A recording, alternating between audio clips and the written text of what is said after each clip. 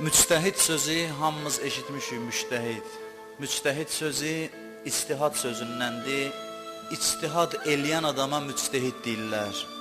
İctihadın lüğəti mənası çalışmaqdır, səy eləməkdir. Amma ictihadın elmi mənası, ictihad bir elmi termin kimi dini hökmləri zamana uyğunlaşdırmaq anlamındadır. Dinin hökmlərini zamana uyğunlaşdırmaq mənasındadır. İnsani məsələlərdə sabit və dəyişməyən məsələlər var və dəyişkən məsələlər. İxlas.biz Əxlaq məsələləri dəyişmir. Qeybət 7-ci əsrdə də pis iş idi, 21-ci əsrdə də. Yalan 7-ci əsrdə də pis iş idi, 21-ci əsrdə də. Əxlaqi dəyərlər zaman keçdikcə dəyişmir, sabit həqiqətlərdir. Bir belə həqiqətlər var, bir də dəyişkən şeylər var, məsələlər. Zaman keçdikcə dəyişir.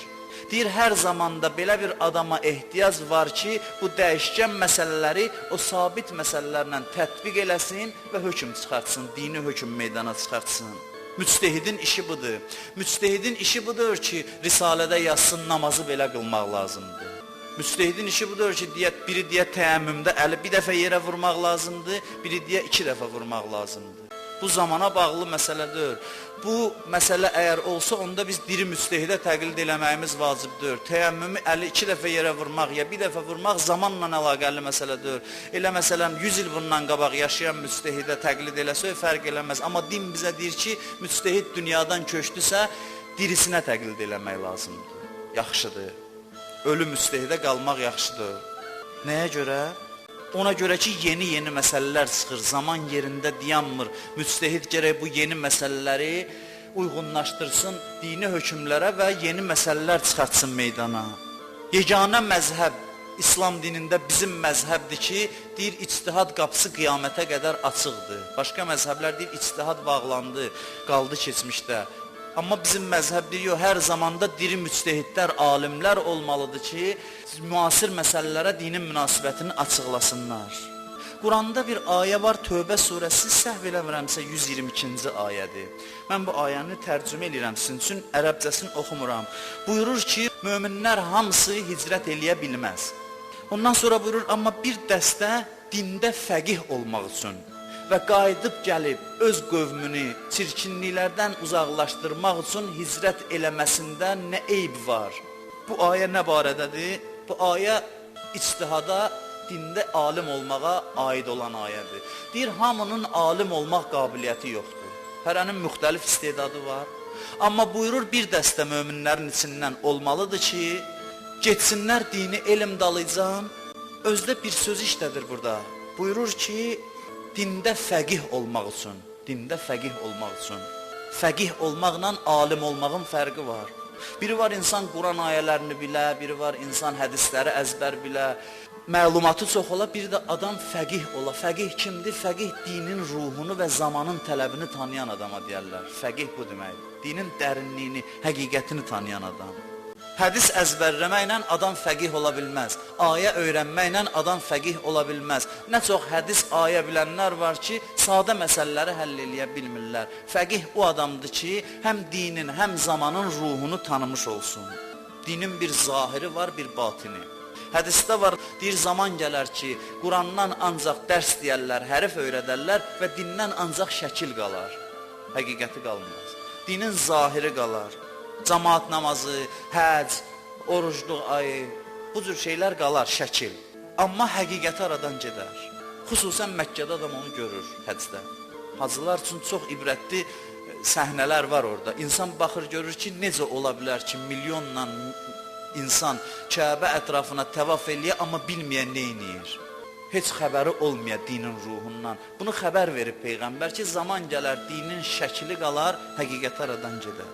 Dinin həqiqəti mühümdür və fəqih o adamdır ki, o həqiqətləri tanısın, dinin ruhunu tanısın və zamana dini uyğunlaşdırsın.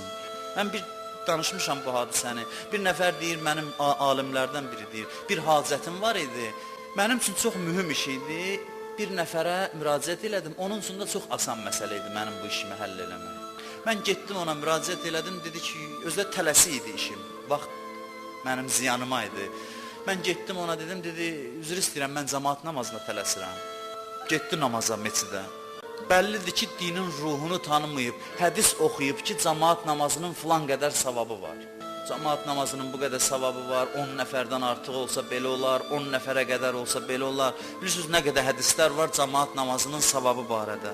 Amma bir dəfə sual verməyib ki, nəyə görə bu qədər savab var? Ona görə ki, Allah istəyir möminlər bir yerə cəm olsun, bir-biri ilə mehriban olsun, vəhdət möhkəm olsun və bir-birinin çətinliyini həll eləsin. Cəmaat namazı bunun üçündür. Bu cümə günü ki, biz yığışıb bura gəlmişik, bir məsələsi budur, moizə eşidək, bir məsələsi də budur ki, bir-birimizlə görüşək. Həftədə bir dəfə bir-birimizi ən azı görək, bəlkə birinin bir çətinliyi var, o biri onu həll eləyə bilər.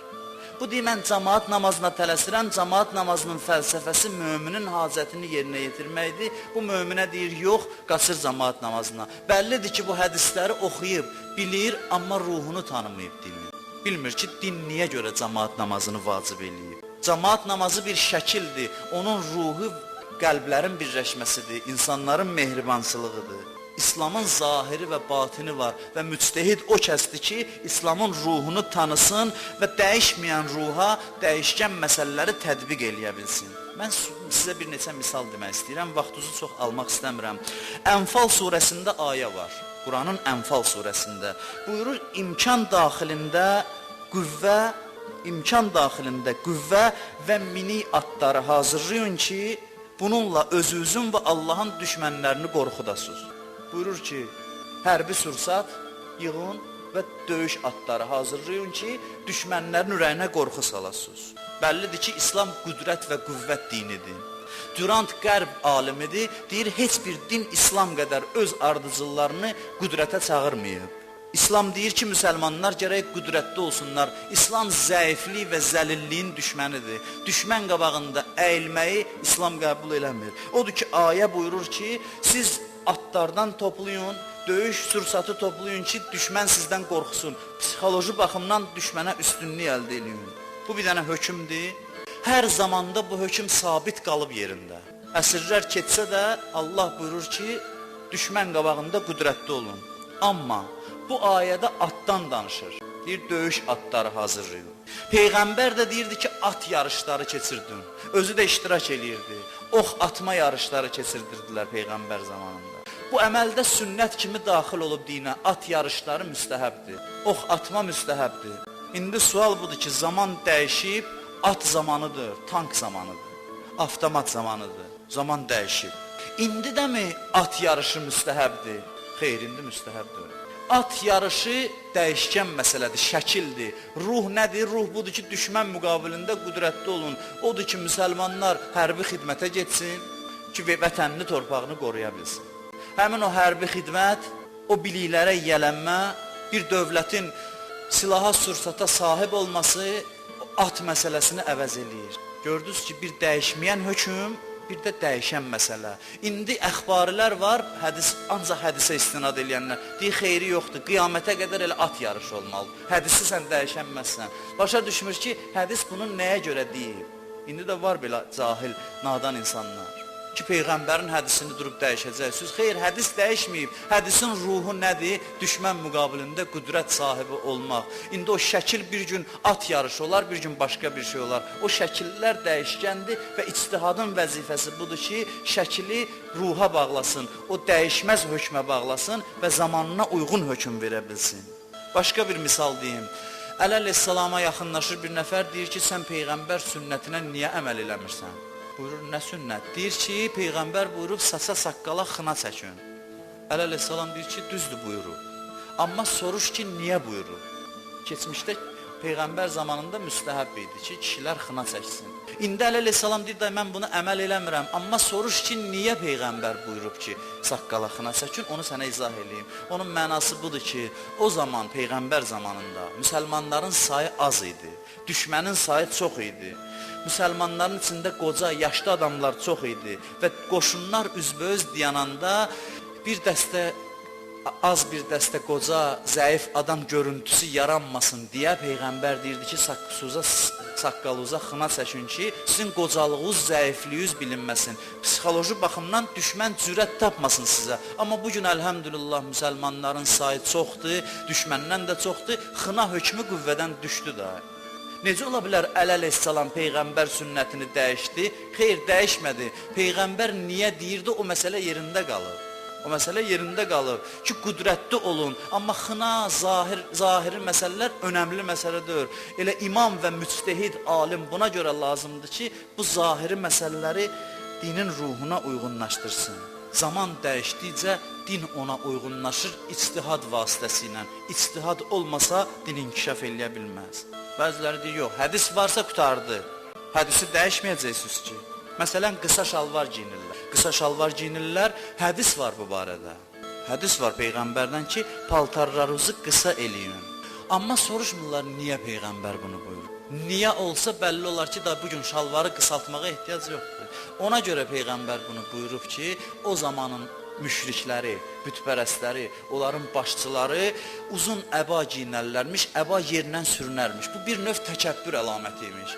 Özləri gedərmiş, əbası arxasıca sürünə-sürünə gələrmiş. Bu, bunlar üçün böylənmək və təkəbbür əlaməti idi. Peyğəmbər buyurdu ki, siz təkəbbürlü olmayın, onlara oxşamayın, təvazökar olun, odur ki, əbalarınızı qısaldın ki, təvazökarlıq əlaməti olsun. Amma bugün bir adamın şalvarı ayaqqabısının üstünə çıxırsa, kimsə baxır, deyir, bu təkəbbürlü adamdır, xeyr. Odur ki, bu hökm ki, qısa giyinin qüvvədən düşdü. Çünki nəyə görəsə aradan gedir, nəyə görəsi. Nəyə görə sabit qalır. Qiyamətə qədər İslam bizə buyurur ki, təkəbbürdən uzaq olun. Amma təkəbbürün əlamətləri hər zamanda dəyişə bilər. Amma yox, biz ancaq dinin zahirinə baxsaq, ruhun tanımasaq, deyəcək, Peyğəmbər hədisini necə qüvvədən salmaq olar.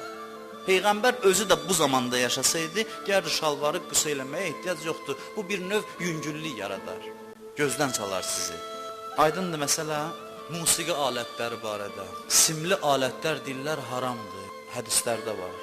Simli alətlər bir zaman eş-işrət məclislərinin rəmzi olur. Dinin musiqi aləti ilə heç bir işi yoxdur. Din gəlib fəsadın qabağını ala. Bir zaman fəsad aləti olan bir şey ki, fəsadın rəmzidir, din deyib bu şey cəmiyyətdə yayılmasın deyə simli alətlər fəsad aləti olan zaman ona haram buyurub. Bugün tar, kaman fəsad aləti sayılmır. Əksinə, bəlkə fəsadla mübarizənin rəmzi olur. Bir növ milli kimliyimizin rəmzi olur. Həmin o hökm qüvvədən düşür. Çünki bugün tar, kaman, o simli alətlər artıq fəsad və günah rəmzidir. Məsələnin mövzusu dəyişir. Mövzu dəyişdikcə zahiri müctəhid uyğunlaşdırır dinin batininə. Bir zaman vardı, kostyum giyinmək haram idi müsəlmanlara. Niyə? Çünki İslamda belə bir hökm var ki, çalışın geyimizdə başqa mədəniyyətlər sizi geyimizdə, musiqimizdə sizi həzm eləməsin. Yəni onlara oxşamaq bir növ təqlidçilik sizi kiçildir, ruhu baxımdan kiçilirsiniz onların qabağında. Onlar təqdim eləyir, siz onlara bənzirsiniz, deməli mən zəifəm, o güclüdür. Bu çox hikmətli və məntiqli hökmdür. Bir zaman kostyum giyinən adamı görəndə elə bilirdilər qərblidir. Bugün necə? Bugün artıq mənimsəyib bütün dünya və bugün dünyada artıq kostyum qərb geyimi sayılmır, hesab olunmur. Mövzu dəyişdi deyə müctəhid deməlidir ki, bu artıq halaldır və buna dini savad sahibi olmaq lazımdır, buna ağıl sahibi olmaq lazımdır və müctəhid üçün ən mühüm məsələ ağıl sahibi olmaqdır. İndi qalstuk barədə də bu hökmlər var. Müctəhidlərdən soruşurlar, qalstuk giymək müsəlmana necədir? Deyir, əgər siz yaşayan ölkədə qalstuk qərb mədəniyyətinin rəmzi sayılmırsa, sadə rəsmi geyim forması şəklindədirsə, geyinməyin eybi yoxdur. İslam gəlib bizə geyim müəyyən eləməyib. İslam gəlib bəzi köklü məsələləri müəyyən eləyib, şəkillər də o köklü məsələlərə uyğun dəyişir. Zaman keçdikcə dəyişir. Və alimin əsas vəzifəsi budur ki, müctəhid o adamdır ki, zamanını tanısın. Ancaq hədis oxuyub, hədisi insanlara deməsin və yaxud ancaq hədsin ehkamı, orucu batil eləyən şeylər, namazın şəkkiyatı, bunu yazmaq müctəhidlik tələb eləmir bir o qədər də. Düzdür, elm tələb eləyir, amma fəqih o adamdır ki, müasir məsələlərə münasibət bildirsin. İslam dinində ruhaniyyət ayrıca bir təbəqə olmayıb heç vaxt. İslam dinində başqa dinlərdən fərqli olaraq, məsələn, xristianlıqda, başqa dinlərdə ruhaniyyət bir sinifdir, ictimai bir sinif olub həmişə. Hətta bəzilərində irsidir. Ata ruhanidirsə, ancaq ruhaninin oğlu ruhani ola bilər. Amma İslamda belə bir təbəqə yoxdur. İslamda alim məfhumu var, amma sinif kimidir. İslamda alim var, cahil var. Cahil alimə müraciət eləyir. Amma hansısa bir imtiyaza malik olan bir sinifdir İslamda ruhaniyyət. Ümumiyyətlə ruhani sözü İslama xristianlıqdan gəlib keçir. Onlarda ki var maddi həyat, bir də ruhi həyat. O ruhi həyatı yaşayanlara ruhani deyirlər. İslamda ruhani anlayışı olmayıb heç vaxt. Peyğəmbərin dilindən bir dənə ruhani sözü eşitməzsən. Hədislərdə nə şeyx oxuyarsan, nə axund oxuyarsan, nə molla oxuyarsan, belə sözlər yoxdur. İslamda var alim, var cahil. Axund sözünün mənasını axtarırlar, hardan yaranır, deyirlər ağa xandı, yəni oxumuş ağa, bir vaxt belə deyərlərmiş, gəlib axund olur. Molla sözünün mənası deyirlər mövladandır, mövla ağa deməkdir. Alimə hörmət əlaməti olaraq ağa deyərlərmiş, mövla deyərlərmiş, təhrif olub yavaş-yavaş olub molla. Yəni İslamda hansısa bir imtiyaza malik bir təbəqə yoxdur ki, onlar ruhanidir, onların ehkamı fərq eləsin, onların hökmləri fərq eləsin. Namaz 17 rükət hamıya vacib. Kəbin oxumaq harda yazılıb ki, kəbini gərək alim oxuya, belə bir hökm yox. Müsəlman düz kəbin oxuya bilirsə, istənilən müsəlman kəbin oxuya bilər. Amma düz oxumaq şərti ilə. Düz oxumaq şərti ilə. Niyə görə ruhanilərə, alimlərə müraciət edirlər? Ona görə ki, etibar edirlər ki, bunlar düz deyər. Amma dində belə hökm yoxdur. Kəbini gərək ruhani ya hansısa bir sinif oxuya. İstixarə məsələsi. Məsələn, dinimiz deyir ki, hər bir insan özü üçün təsbihlə istixarə eləsin. Təsbihlə istixarə qaydası var. Onu vacibdir kiməsə həvalə eləyəsən, gedəsən deyəsən istixarə. İndi Quranla istixarə var, onu ki cəmaat Quranın mənasını bilmir, ona görə müraciət eləyirlər. Amma müctehidin, alimin, din aliminin funksiyası bundan ibarətdir ki, hansısa bir imtiyazlardan yararlanan bir təbəqə halında olsun. Məsələn, adi geyimini deyək, əmmamə, əba geyinmək alimlərə lazımdır sözü yoxdur İslamda. Peyğəmbər geyimi olub, sünnət olub, onlar əməl eləyib, cəmaat eləməyib, onlar giyinib. İndi hər hansı bir insan istəsə, müstəhəb niyyəti ilə onu giyə bilər, istəməsə heç giyinməyə də bilər. Vacib də deyil bugün. Bəzən də heç məsləhət də deyil bəzi vaxtlarda. Heç o qədər mühüm məsələ deyil. İctihadın, müctehidliyin mənası budur ki, alim gərək fəqih ola, zamanını tanıya və bu hökmləri zamanına uyğunlaşdıra.